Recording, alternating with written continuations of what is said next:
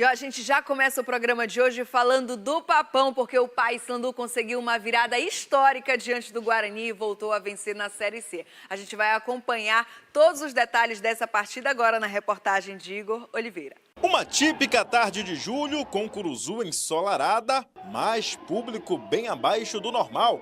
Sintoma claro de um Paysandu que precisava e muito buscar a reabilitação na Série C. Só que o marasmo no primeiro tempo deu a sensação que quem precisava mostrar serviço era o Guarani, que foi quem teve a primeira tentativa.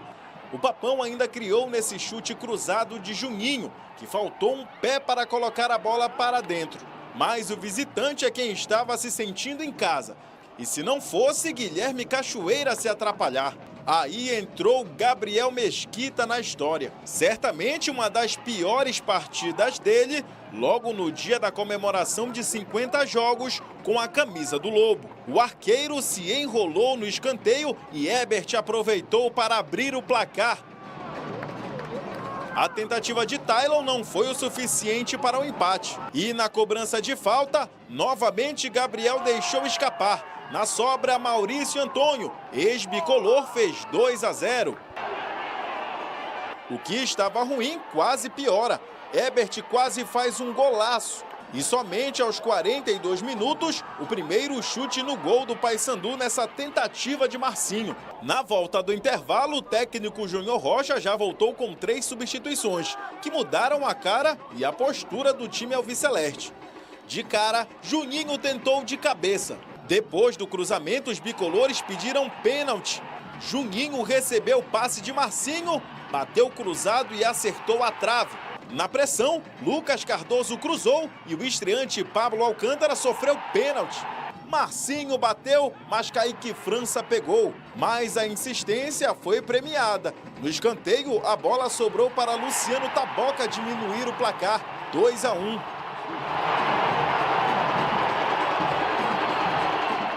No embalo, Juninho recebeu na área, soltou o pé e Ítalo empatou tudo. O atacante bicolor estava em posição de impedimento, mas a arbitragem validou o gol. A virada poderia ter vindo na bela cobrança de falta de Marcinho. E depois de mais uma tentativa do Lobo, a bola sobrou para Bruno Bispo fazer 3-2 e explodir a Curuzu. Alívio na bancada e para o arqueiro bicolor. Quando um erra, o outro corre pelo outro. Você vê o Ítalo fez o gol, foi lá me abraçar, eu disse foi me abraçar. Porque a gente trabalha dia a dia seriamente, a gente trabalha para não cometer erros, né? Quando comete, a gente precisa ter cabeça boa. A gente sabe que o nosso torcedor, ele cobra um nível de exigência muito alto, a gente precisa performar bem, entregar isso para o nosso torcedor, né? Porque a gente joga no Paysandu, a gente sabe o tamanho do Paysandu e eu me tornei um torcedor do Paysandu também, e por isso eu me cobro muito, né? Para estar dando sempre o meu melhor. Em uma partida que o Paysandu começou perdendo por 2-0, o Papão foi buscar no segundo tempo e virou para 3-2. Agora, a equipe bicolor vai ter 15 dias para trabalhar e enfrentar o Amazonas fora de casa, brigando pela classificação na Série C. Zaire Filho já comigo, tudo certinho, Zaire, fim de semana tranquilo? Olá, Paulo, bom dia, tudo sob controle? Bom dia. Tudo Legal? certo. Bom fim de semana? Tudo certinho, Zaire. Bora falar então do Paysandu, porque ontem a gente viu mais uma vez na Curuzu o Papão dando a virada e conseguindo uma vitória aí muito importante. Agora a gente ouviu no finalzinho da reportagem, eu já quero começar contigo a nossa resenha falando disso, a respeito do goleiro Gabriel Mesquita, né? Ele que ontem comemorava os seus 50 jogos aí com a camisa do Paysandu. Parece que entrou meio pressionado, não fez um bom jogo. Qual a tua opinião em relação a isso? A má atuação do Gabriel Mesquita é apenas um componente do que foi o primeiro tempo do Paysandu. Irreconhecível. Difícil, né? Nunca vi o Paysandu e o Gabriel Mesquita em especial numa atuação realmente Umas saídas estranhas tão ali. bizarra, na verdade. O Paysandu tomou 2 gols com muita facilidade. Bom dia para você que também já está acordado com fome de bola e que precisa ficar atualizado com as coisas do esporte. Pois é, e o torcedor sofreu muito, né? No final, emoções, confraternizações, desabafo, mas o Paysandu esteve mal durante a partida.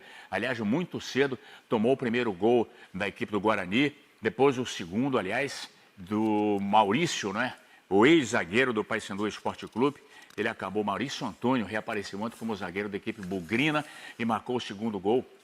a lei do ex também foi aplicada. Muito calor, temperatura elevadíssima, havia uma sensação de Aquele quase... solzão de julho. Quase 40 graus, e eu acho também que o sol não é justificativa, mas deva ter contribuído também para os 2 gols, pelo menos o primeiro, em que o Gabriel Mesquita tentou a defesa e largou a bola.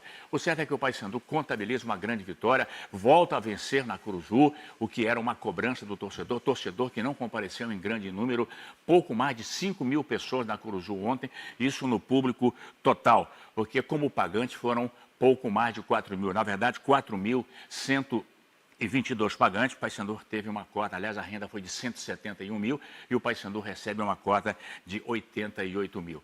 Os destaques, podemos dizer, as boas estreias aí do Pedro Carreretti, o zagueiro que veio lá do interior de São Paulo, jogou estreando com pressão de um cenário realmente em que a torcida cobrava bastante. E uma cobrança nessa zaga também, Bicolor, né, Zé? Se ouve bem com o Bruno Bispo, os laterais é que decepcionaram, só o Taboca que entrou no segundo tempo, reoxigenou também o setor de ataque do Paysandu pelas chamadas beiradas, até porque o Edilson também, que é regularíssimo, também não atuou bem. Agora, precisamos também destacar a presença do outro estreante, o Pablo Baianinho ou Pablo Alcântara, como queiram, que foi uma boa estreia ontem também. Ele deu um outro dinamismo ao lado do Lucas Cardoso.